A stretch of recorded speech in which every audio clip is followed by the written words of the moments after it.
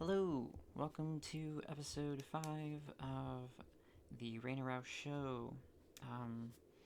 It's gone for about a week. Had to spend some time working on some stuff, finishing some artwork, and now I'm back to the podcast show thing. Last episode got a lot off my chest, a lot to kind of take apart and go into. There's a lot there. I think I did what I could to share a bit about myself, as well as kind of situate out some of what I felt and what I wanted to share politically, or at least in that framework. Anyway, new week, new episode, new topic. This one really won't have much of a topic, and this is going to be a shorter episode. Um, I'm gonna probably gush over some fan stuff and then talk about maybe some of the things I've been doing, some of the things I've been working on, and maybe even discuss kind of what I've been up to. Just kind of keep it simple. Hoping to do maybe a second episode this week, maybe a longer episode, maybe get back into the music, talk about more of my favorite albums. But for now, just a simple episode. Let's see where the camera's catching. That's good. We're back to the ballpoint pen. Just kind of getting back to some of these textures. By the way, last episode, and I know the episode ended on the fact that I realized I did not get to really record all the episode with my at least the audio. The audio had stopped, so I have no idea what happened. It very much it threw me off. I kind of had no idea what to do about that. So my apologies if the last episode's audio was more on par with maybe the second episode. But anyway, I'm gonna try to make sure that this episode gets some good audio quality. Got my laptop hooked up over here. Make sure it comes out good. We'll see how that goes. So what have I been up to? Let's see, I guess I should share, I had a birthday last week, so I decided to take some off time, at least from recording, and kind of just focus more on drawing, and also kind of celebrating, taking it easy, especially on the birthday day, day, and, yeah, it was good. It was a good birthday. Got a couple of gifts that I am jumping into. I got some books. I'm really obsessing now. I've just started it, but I'm getting into this book called so I'm really a big fan. I'm a really big fan of the Alien series. Alien, Aliens, Alien 3. I like Alien 3 on all the others. And I got a book called Alien, and I'm never sure if this is the right way to pronounce this. Phalanx. I think it's the it's like a. Let's see, I got the word bank. I don't think I'll be really using it, but maybe just to write this maybe down. I'm really getting into it. I really like science fiction. I think this has been so far it's been really good. Let's see if I can spell the word without having it in front of me. Is the camera good? Yes, the camera is great. It is solid. Phalanx? Phalanx? And I'm enjoying the hell out of it. It's a little different than most of the Alien stories. It takes place, instead of being on a spaceship, it takes place on a like an island that's based in like more medieval times, and it's a trip. I'm enjoying it. Hoping it's not to spoil a lot to explain more, but just to share that takes place like after aliens rise up and attack their strongholds, and now they exist in like these smaller areas. And the only way to get resources across from one place to another is by sending out runners, and it's just got this whole, so far, good world building, and I'm enjoying it. I'm enjoying it. I should look up the author. I think it's Scott. I could be wrong, but a quick Google search. No, look at this. We got hopefully a happy accident. We have some smears here. I haven't been drawing on ballpoint pen for a little while, so forgive me. In my amateur naivete, we're gonna make something out of this. Maybe just some more texture. But the tooth is, or whatever this is, more than likely a tooth. I want to do like a kind of mouth upside down here. Maybe even go a little further. Because another thing I want to talk about is a game I'm in the middle of. I'm playing a couple of games. I'm always, more than likely, if you're watching, if this ends up something you're watching much later on, maybe in the next couple of years, I'm still probably playing Fallout New Vegas. I've come to grips with understanding it's my favorite game. I love it. I play it over and over again. It's just it's like it's a good game I can just put on and turn off my mind and just kind of relax and fall into the world. So I've been playing that lately, but another game I'm in the middle of, and I'm kind of at an optimum place, is I've been playing through all of the Dark Souls games, and Dark Souls is one of my favorite games. The series, the Souls series. I've only really played the Souls games. If you're familiar, if you're not, the Souls games are Demon Souls, Dark Souls 2 and 3, and then the developer, I believe it's the developer, From Software, they also have a couple of other games, including, I believe it's Sekiro, Bloodborne. I haven't played Sekiro or Bloodborne, which is actually kind of cool. If I end up streaming one of these days, I can play through it. That'll be fun and exciting.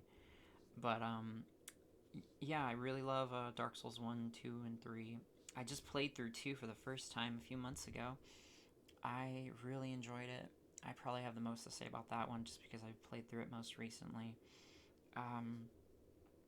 I've played through Dark Souls 1 maybe three times now, a couple of times. I played it when it first came out, played it on PS3, and then recently played it and beat through it on the Nintendo Switch. I don't really have a Switch, but I use my girlfriend's. It's interesting though. I played through it using a GameCube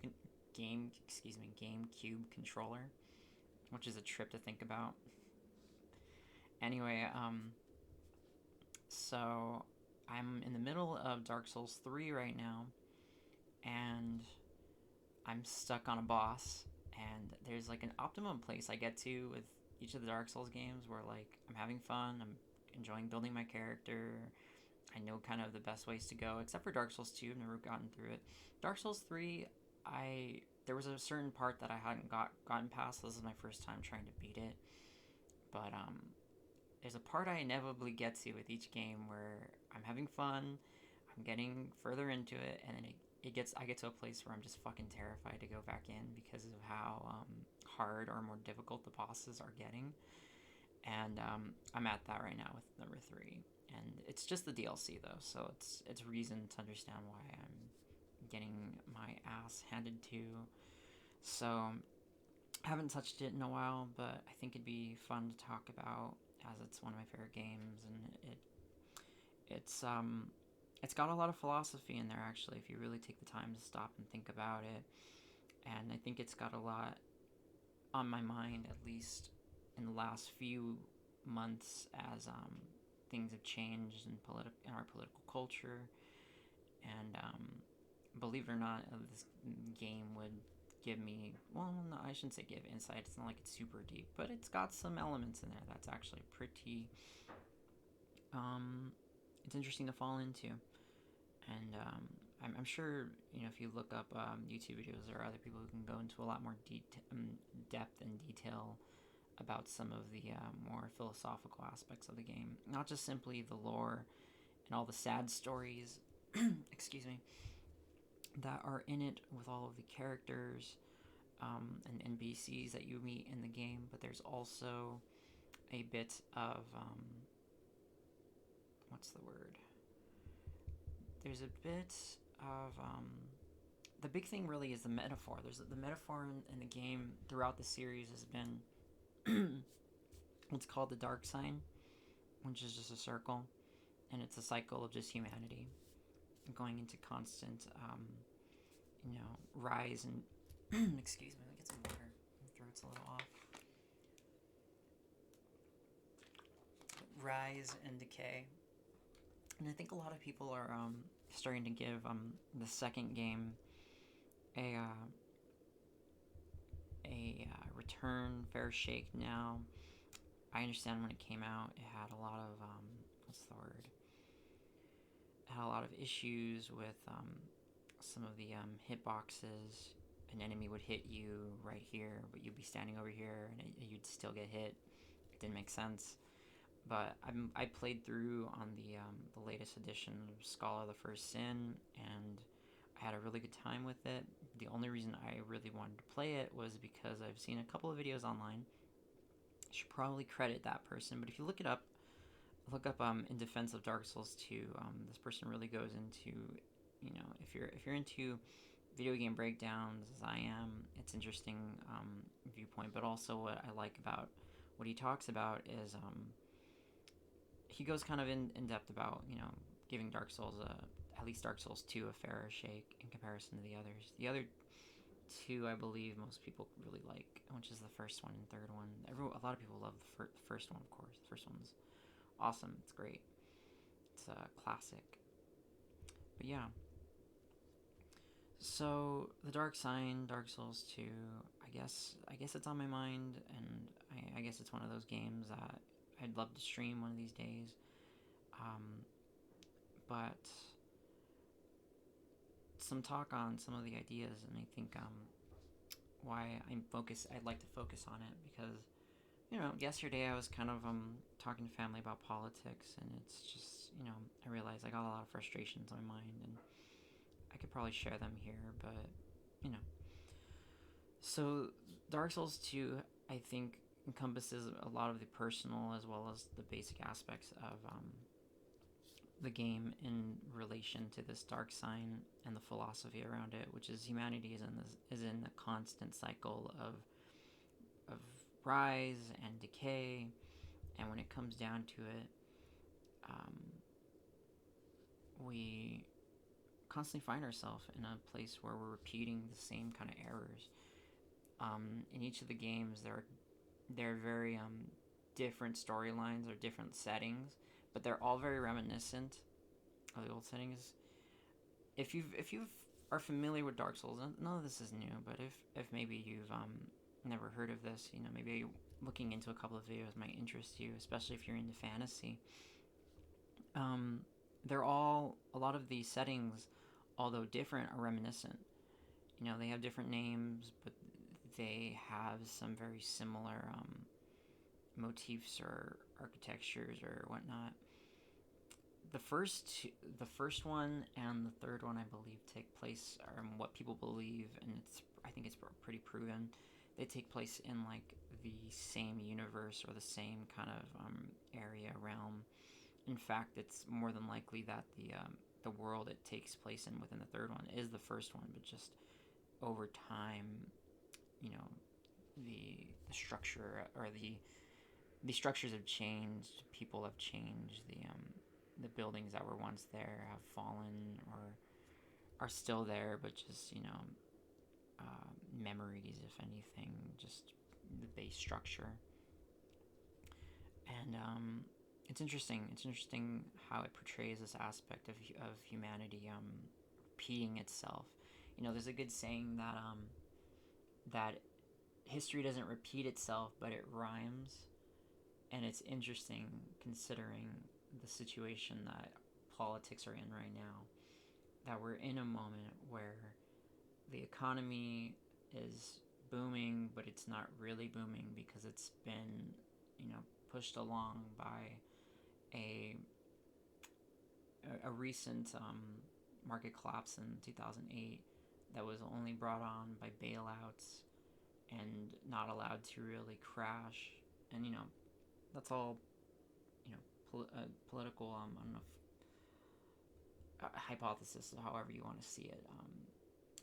I'm just making my own observation here, but considering where we're at with this recent crash too, as well in 2020, it's interesting to think of the crash from the last century, and how it feels like repeating itself.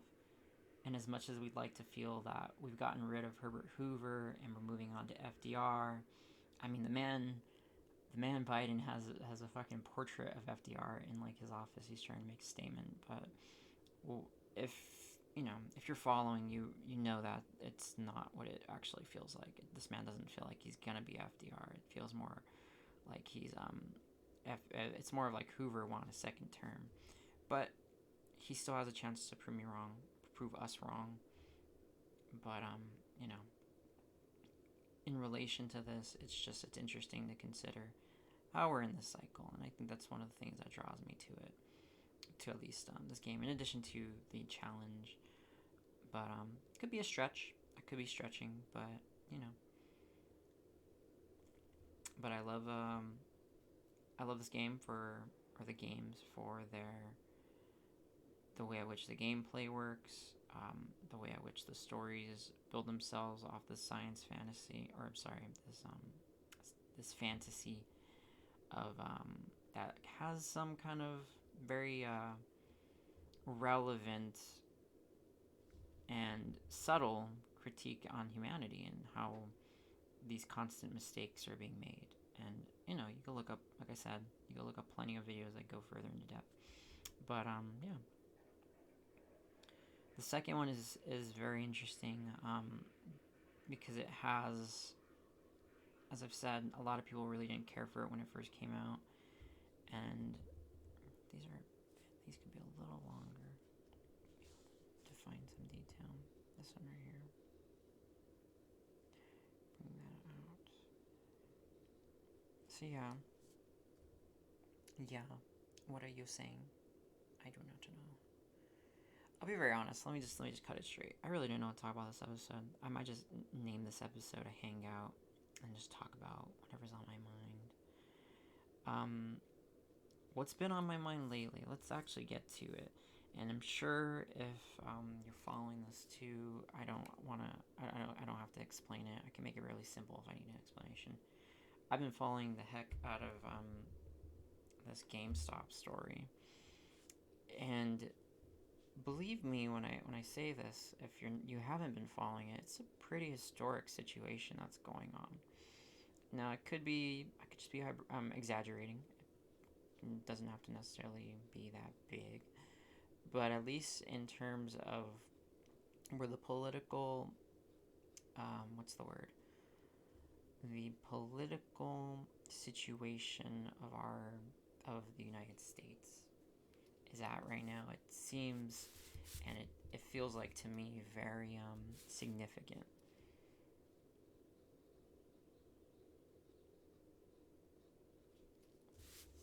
So, basic explanation if you haven't been following it. I was explaining it this weekend to my mom, so maybe not everyone is following it as closely. So GameStop was a failing company. You have these hedge funds which work together with all of their money to invested money, however they get it from, and they use it to invest in collectively in particular ways in the market. One of the ways they do it is they do what's called shorting the stock. And in basic terms, it's they're betting that the stock is gonna devalue. So for GameStop, they understood, like many of us understood, that GameStop was a failing company. It really wasn't going anywhere. And so they decided that they would short it expecting it to go down. And when they do this, it actually in part brings down the stock price, especially if it's already falling anyway.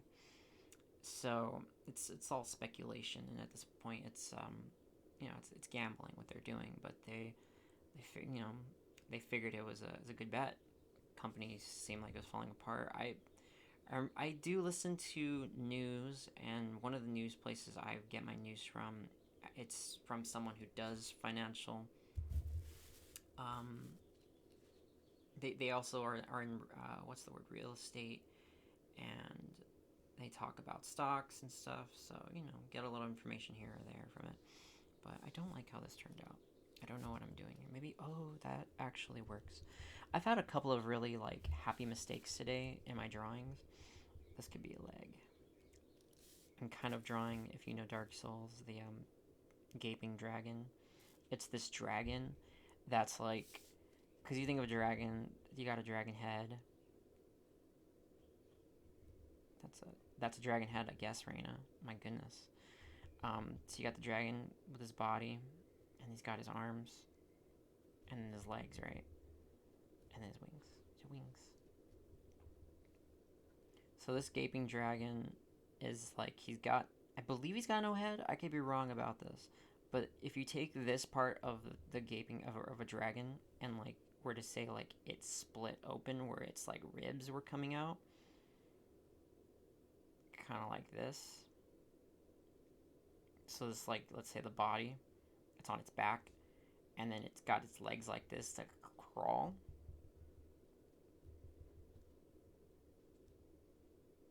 And then it's got its tail and whatnot, but it's walking like this, and it's got its back up like that, and it's just crawling. It's one of the bosses in the game. It's a very notable boss fight.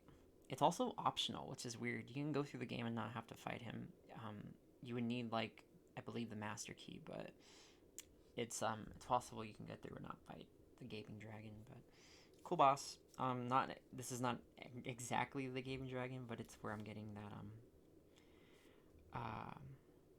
inspiration. So back to the short stocking whatnot. So if we had let's say GameStop had only 10 shares to give out of GameStop stock. Well, they found out, or some people on Reddit through Wall Street Bets, some pretty smart people. You're going to hear on the news that they're calling these guys they're manipulating the market, but they're fairly smart guys, and they were just following it just as anyone who'd be into any hobby would be into, especially if you're going to make money. Found that GameStop was basically being shorted, and the amount of stocks that were out there were way more than, and please forgive me if I got this wrong, but it's way more than it was over borrowed. So it's there was 20 stocks out there, but there was only 10 or something of that nature. And so they realized that it was way over shorted, and that they were in a situation because the shorts, to bet on a company falling apart, they were doing it in a way that was actually, they were borrowing the money to do that. And when you borrow that money, of course, you'd have to pay it back at some point. It's kind of like going into debt. But if that stock ends up going up rather than going down, which is against what you were betting, you would actually owe. And not only would you owe, but you would actually have to, you would owe not only just what you owe, but it would continue to go down. There's no way you're going to get back to that base that you were at. There's a better way of explaining this, but simply you would have what would be the word, an exponential, a completely rising cost that you would have to pay for the stock. And this has happened in the past. There's a couple of incidents of this happening. And so the Reddit guys found out, okay, this is what's going on. Let's just start bumping the stock. I mean, we don't have to necessarily, say that this stock, maybe, it's GameStop. It's going to fall apart. But if there's a way for them to raise the value of the stock, and it wasn't something where they all pushed in at once. This was something that was worked on years, maybe a year, all of last year, but I think it started in 2019. So, It was all on a couple of people, small people who kind of pushed it and slowly built into what happened this last week. And a lot of people made a lot of money, and it's great. It's and it's if you've ever let's add this to the word box. If you've never watched Rising on the Hill, Sagar, see if I can spell his name right. I'm not gonna be able to spell his last name. Injeti. I apologize if that's wrong. He has a great episode that I believe aired Thursday last week where he talked about this, like, when this story first broke, and actually I didn't hear about it maybe until like the Monday after the Friday that GameStop really started to go up. Because I was like, whatever. I didn't really understand the situation. I didn't look into it. And a couple of people that I was following were making videos of it. And I think I was like heading out of work and I needed something to listen to. So I decided, okay, fuck it. Let's find out what's actually going on with this GameStop situation. And I felt like a nerd in a fucking candy store. Oh, nerd in a candy store. I felt like a fucking nerd at my favorite fandom convention. Like, it felt like, oh my god, something's actually happening. Like, it really felt like people were sticking it to the man, basically, basic terms, but it felt like someone was actually doing something and fighting back, and was actually saying, okay, well, if these hedge funds who have always played the markets, why don't we play by your rules, and why don't we try to manipulate the stock? And, well, I shouldn't say that, because I don't believe they manipulated the stock. The stock was already being manipulated. It was already being pushed down. They just played the game, played at it. The same rules. And GameStop, I know now it's dropping, but back 2 Mondays ago, was it? It was up like $400, which is nuts. So I've been on this. I've been following this pretty closely. It's an interesting story. I think what I felt is also something that Sagar expressed when the story was first hitting, that it felt like you just had this like hop in your step, like, you know. I remember 2008 and seeing some of the situations that were happening there with the bailouts, and I don't think until I was really an adult did I really come to understand the situation. I think, what is it, Wolf of Wall Street, where they really get into the details of how that crash really happened. And there are plenty of other movies that do it nowadays. All this speculating that really fucks up the country. So, yeah, that's been on my mind. And so, when I'm thinking about Dark Souls, I'm thinking about all this politics going on. I'm thinking about, just how we're always in this ebb and flow of change and things happening. And it's remarkable to situate how we're living through history right now. We're living through so many different things going on. The Capitol riots, the situation with Iran last year, the situations with Yemen, and now the new protests. Well, I shouldn't say new. They've always been there. The protests going on in Russia and in India, and it's very encouraging. It's very hopeful that maybe things won't always have to be as difficult as they've been at least within the last 60 years. And that's the thing that I'm sure a lot of if you're a millennial, if you're a Generation Z, there's this feeling that I know I talk to friends about it, especially when you talk to people of the older generations, but also just anyone who really sticks to primetime media. I love Matt Taibbi's work. He talks in his book Hate Inc., which I've only listened to part of. Still need to listen to it more. I've got the audiobook on my phone. Anyway, though, he talks about this idea that for years now, the news media has really tried to push us against each other in our families. It's kind of like, well, what worked in the early 2000s? Well, it was terrorism. Terrorism is bad and it's going to get us. And now it's, well, what else is bad? It's your neighbor. And their opposing viewpoints to you. And I think this ties into what I talked about in my last episode. It's just there's just such a political tension. It's always on my mind. I think it's just because I've always been a very political and philosophical person. I'm very much lean on like the humanitarian edge, and I'm just always constantly thinking about it. It's it's one of the things that I'm into. It's one of the things I follow. Let's bring this leg down.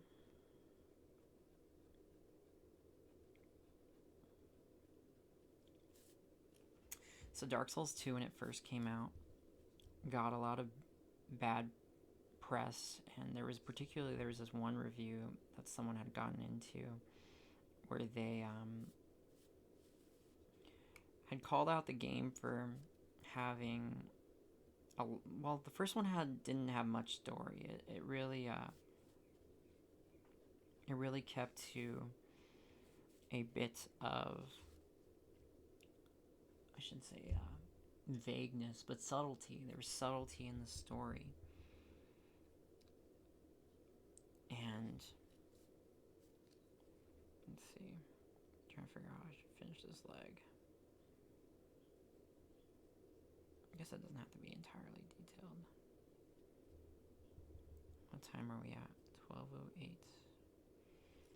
As I said, this is gonna be a short episode, so maybe another 10 minutes. But anyway, it was criticized for having almost like the biggest criticism, I guess, like to sum it up, is that the game was lazy. It repeated a lot of the enemies from the old game, or at least a lot of the bosses. Its story seemed a lot more lazy, or I guess just not well thought out. Which I think, as I've said, if you look up that video in defense of Dark Souls 2, whoever made it, I'm so sorry, I forgot. I don't know. Off the top of my head, I'd have to look it up. But this person defends it and goes into how this is based in story. The game is focuses on this narrative of, so the game starts off and basically you're told by this old lady. She tells you that there's this place that had all these dragons, and it was this kingdom, and it's fallen apart, and you're gonna go to this kingdom, and basically you're also cursed. You've got this curse on you, and it kind of destroys a lot of different aspects of your life. And she says, like, you're gonna go to this kingdom, and you're originally gonna go there because you maybe out of hope to cure the curse or whatnot. That's either plaguing you or your family. But she says you're gonna go, and you're not gonna know. You're gonna get to a place where you're gonna not know why. You're not gonna remember, and it's like almost like they're saying, like, very simply, like you're like, you get what I'm saying? Like, there's no like rhyme or reason. Like, there's no shape. The game is trying to tell you that, like, you're not gonna know why you went there. You're not gonna understand. You're not gonna remember. You're not gonna have all these different things. And for a lot of people, I guess, or reviewers when the game first came out, was, oh, like, okay, you're not going to know what's going on. There's this old lady, you don't know who she is, or, it's just some random old lady. And then the character in the cutscene, like, falls into this, like, dark hole, this like, whirlpool, and the game starts, and so, like, they took it, or at least some reviewers took it as, like, things are gonna happen.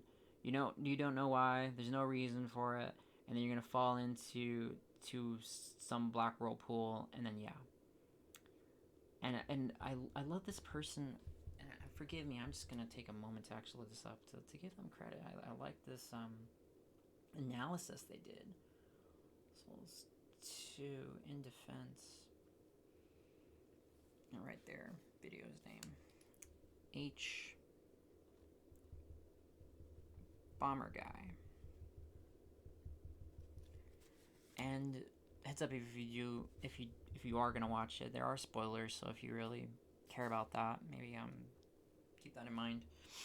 But he takes it into another consideration. He actually finds that there are like what's the word? There are references um,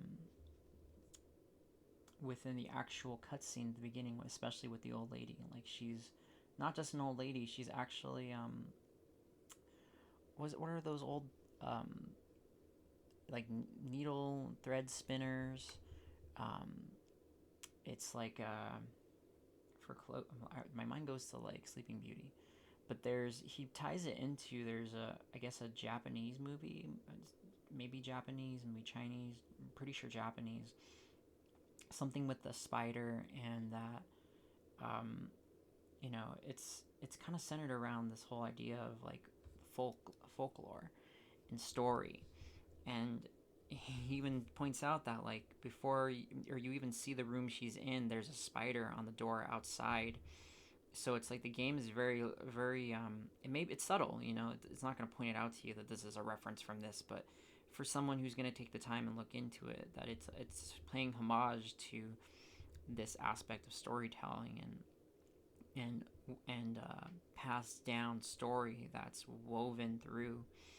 And so yeah, there's some bits there that it's not just random, but on top of that, it's the game is trying to introduce you to the fact that this entire game is about you losing your mind, losing your sense of time, and losing your sense of time, of not only time but time and space and reality. And your character is bound to this, and it's inevitable to happen. And there's not really much you can do about it, but go along really. And one thing is to say go along for the ride, but just witness it happen. You show up to this kingdom, and it's falling apart. And no spoilers here. I don't want to explain some of the better parts of the game, but if you were to get this kingdom, which is what you learned at the beginning of the game, you get to this herald, and she tells you, oh, you need to go fight these bad guys, and you need to become the new king. So it's very very early in the game, but like, what kingdom are you even getting? It's all falling apart. If I guess it starts this new cycle of building it up, okay, but throughout the game you'll find through talking to people that old, like a ton of different civilizations had almost feel like they've been in this land before, and time has brought them up and brought them back down, brought them back up and brought them back down. And you're going through this world, and it's there is a little bit of disabled, or for lack of a better word, like it's disorientating. And for the first game, the world was very structured. It went from here to here, and then you went to a new area that went over here, and then at some point you found your way back here. And that was what was so great about the first game, is that everything was interconnected. But the second one, it's like you went here to this tower, and you got to the top of the tower, and then when you get to the top, you go down this corridor. And by the way, when you're down here at the bottom, you look up at the tower. It just looks like a tower. You get to the top of the tower, and it's like a land of lava up here. it's like a new area with like a lava land, and all the floor is lava, and you're just like, what is happening? Like, this wouldn't exist up here. When I was down here looking down at the little thing, like, it just I didn't see no lava. If you dug the what's his name, H Bomber guy, he makes a point. He's like, if you dug through here, you'd end up throwing lava into the land. It doesn't make sense. Anyway, though, yes. So it's a interesting, magical little world, and we made little dots here by accident. That's okay. That is okay. And you get rid of this ink. Probably shouldn't have done it on the actual piece, but that's okay. We can do some darker lines here, maybe do some depth. As we gain closer to my time mark. Anyway, that's my ramble for today. That's what's on my mind with everything going on. I hope that I need to do something with this because it's just dark lines now, and that's not. It's not well thought out or good. That's most of the stuff on my mind right now.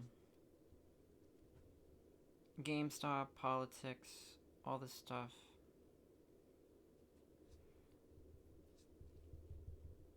I'm happy I got out my stuff last week. It made a big difference. I've been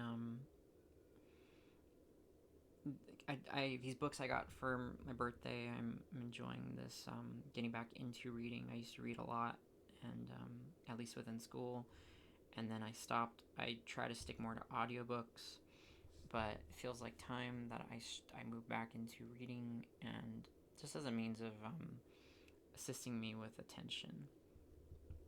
I also finished a really big. I think I said this at the beginning, but just to reiterate or repeat myself, I finished this piece last week that I had been working on now for like months, not even a month, like maybe a year. I had the original idea, finished it in a month last year, and then I came back to it and I was like, nope, it's not where I want it to be, so I'm gonna redo it. So I redid it, and now I'm done with it, which will free up some time because I have a video planned. It will not be like the show video or the show's long hour to 40 minutes to an hour long. It's going to have something else to it. It's going to be a shorter video, but it's going to introduce some of these pieces that I'm working on and kind of get into this project of making art pieces off of songs and or albums. We'll see. Hopefully this will end up into a happy accident. I don't know what's going on here. It's not coming out good. But the Gaping Dragon kind of inspiration looks cool. I hope. This is kind of falling out of step though. That's okay. I think I've hit my limit. I was working a little before this, but yeah, I think that's enough for today. It looks like the audio recording is recorded. It has caught. It has not cut out. So that's good. So yeah, some thoughts. I think next episode I'll do my best. I think I'll need to plan myself out a little more on these podcasts. But I hope they're not coming off as just me droning along. This episode probably was more droning along, but I had some thoughts in it. Yeah. I wish I had more to say on Dark Souls. That's just some basic thoughts that's on my mind because of everything going on, and just it's interesting to think of this constant cycle that we're in. And that history doesn't repeat itself, but that it seems to rhyme, and it is fascinating. Yeah.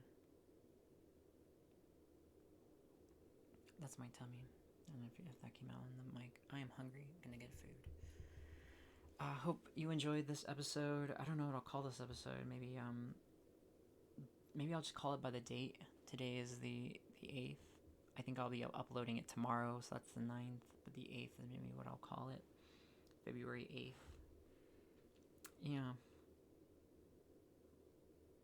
I'll come back maybe Wednesday, make maybe a little bit more on album stuff. Talk more about music. Get out some thoughts. I also should probably make another video talking about trans stuff. I think I focus more on the political stuff and me coming out. But I don't know. I think that's just also what'll come with time. Especially once I build a larger audience. I could actually have like larger streams. I'd love to do like a Q&A one of these days. I'll call it like a panel, but even though it'll just be me. I'm always down to answer questions. So yeah. If you're one of my few viewers right now, even sending me feedback, let me know if I'm rambling. Anyway, I will let you go. I will head to get food. This is the Raina Rouse Show, episode 5. Hope I entertained. Hope this is not messed up and that I can figure out what to do with it. Find out what I will do with it. We will see. Goodbye, goodbye, goodbye.